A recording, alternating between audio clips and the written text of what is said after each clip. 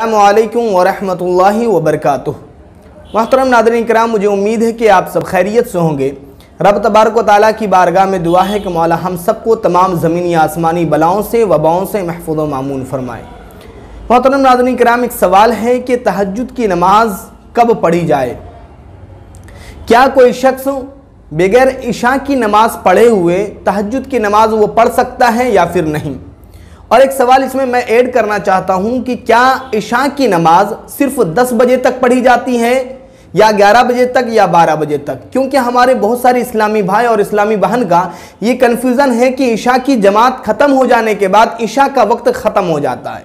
तो इंशाअल्लाह तबारक व तआला इन दोनों सवालों का माकूल जवाब दिया जाएगा बहुत ही कम टाइम में। लिहाजा आपसे गुजारिश है कि आप इस वीडियो को पूरा ज़रूर देखें। सबसे पहले हमें ये जानना चाहिए कि देखिए, इशा की नमाज ख़त्म हो जाने के बाद इशा की नमाज का वक्त ख़त्म नहीं होता है। इशा की नमाज का वक्त ख़त्म उस वक्त होगा जबकि फ़जर का वक्त शुरू हो जाए। और फजर का वक्त कब शुरू होता है? हर एक इलाके में उसके जो है क्लाइमेट के एतबार से वहाँ पे वक्त बदलता है। लेकिन तकरीबन 2 या 3 बजे रात तक या 4 बजे रात तक जो है इशा का वक्त रहता है।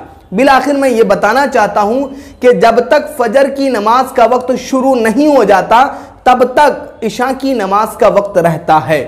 अब चाहे वो किसी इलाके में किसी भी टाइम शुरू होता हो, उस वक्त तक इशा की नमाज का वक्त रहता है। आप उस वक्त तक इशा की नमाज अदा कर सकते हैं। अब बात रही ये कि तहज्जुद की नमाज, इशा की नमाज पढ़े बगैर कोई पढ़ सकता है या फिर नहीं। तो बिल्कुल इसका जवाब है कि अगर कोई शख्स इशा की नमाज को छोड़ करके सिर्फ और सिर्फ तहज्जुद की नमाज अगर वो पढ़ेगा तो बिल्कुल नहीं पढ़ सकता है। इसलिए नहीं पढ़ सकता है कि तहज्जुद की नमाज पढ़ने के लिए इशा की नमाज का पढ़ना ज़रूरी है। अब बात नहीं ये कि क्या इशा की पूरी नमाज पढ़ना ज़रूरी है या फिर फ़र्ज़ नमाज पढ़ना ज़रूरी है।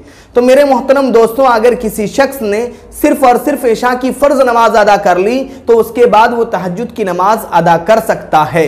अगर किसी ने पूरी नमाज अदा कर ली तो वो भी अदा कर सकता है। लेकिन तहज्जुद की नमाज के लिए कम से कम 1 मिनट भी सोना ज़रूरी है।